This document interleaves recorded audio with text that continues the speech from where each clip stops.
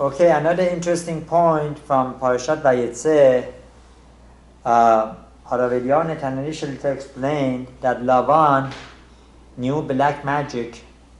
He knew how to use kochot tum'ah against individuals.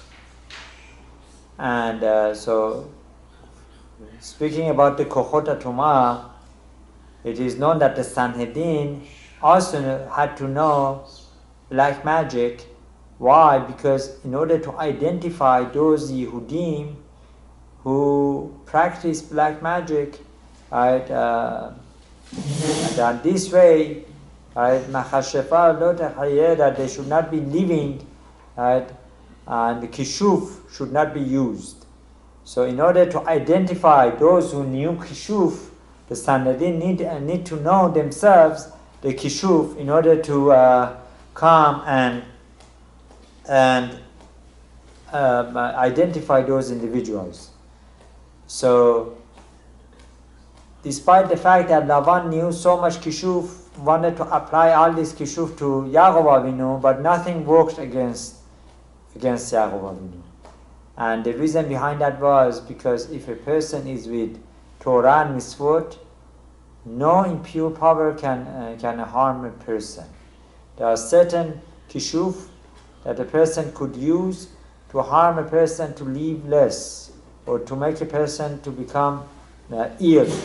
But if those Kishuf would only work against the person if that person is a choteh, is a sinner himself, right? And still to today, there are certain individuals that know this Kishuf. And although it's asur, but those individuals know. But if a person, for example, keeps halachot of shemirat halashon, keeps Torah and Mitzvot, then the Kishuf would not work against him. Right? Now, the Harav Yitzchak Kaduri alav shalom explained that there are certain Kishuf that can be nullified through certain ways that Harav Eliyahu Netaneli Shlita mentioned. Right?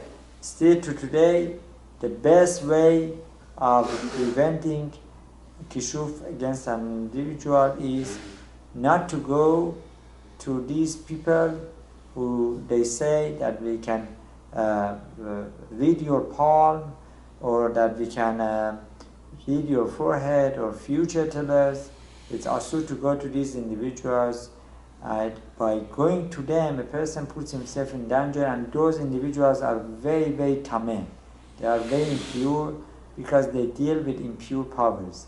And impure powers are very dangerous, could harm a person. A Yehudi who keeps Torah Mitzvot, he is above the Mazal.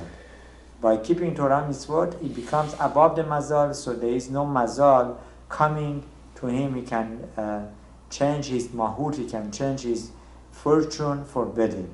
So, from this Parashat Vayetze, we see that even though Lavan was so much into Kishuf, but if HaKadosh Baruch Hu stopped him, HaKadosh Baruch Hu would stop any person who has bad intentions against another through Eved Hashem.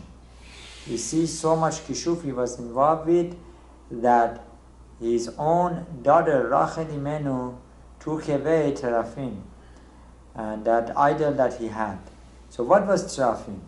So Terafim, Harav Eliyahu Netaneli Shlita explained that this was a scalp, head of a dead person, dead individual, that the Lavan would bring certain bukhur and would light candle in front of it, and with certain names, I don't remember correctly, but certain holy names he would write on a piece of gold and put it under the tongue of this head, whatever it was, and could harm a person through this.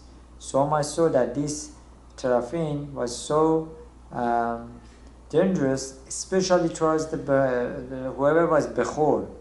When the question is asked, how come Esav didn't go to Lavan to get Leah from Lavan. It was all known that Leah was the older sister, so goes to the older brother, the older cousin, right? And Rachel goes to the younger cousin, Yaakov Avinu. So why Esav didn't go to get Leah? The answer is because Esav was afraid to go to Lavan.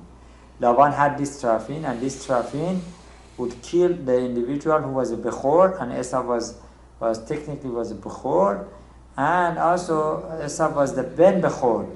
It was the son of Yitzchak Avinu that was a Bechor himself. So this Teraphim was so dangerous that Rachel Imenu took it away. The question is why? How come she brought it with herself? She could have just trashed it on the way. So the answer is no, because they were afraid.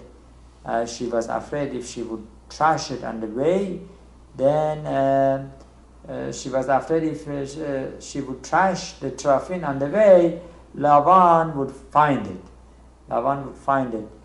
And there would be, the best way of destroying Avodah Zarah is by burning the Avodah Zarah. So we see that Lavan, even though that his name was Lavan, there was nothing good from him, and he was only after Kishuf and impure powers. And Bezat Hashem, let's be assured that if a person keeps Torah and Mitzvot, no Kishuf, no Ein Harav, no bad intentions can harm him. It only is the averot of a person that harms him. Baruch Adonai Leolam, Amen, Amen.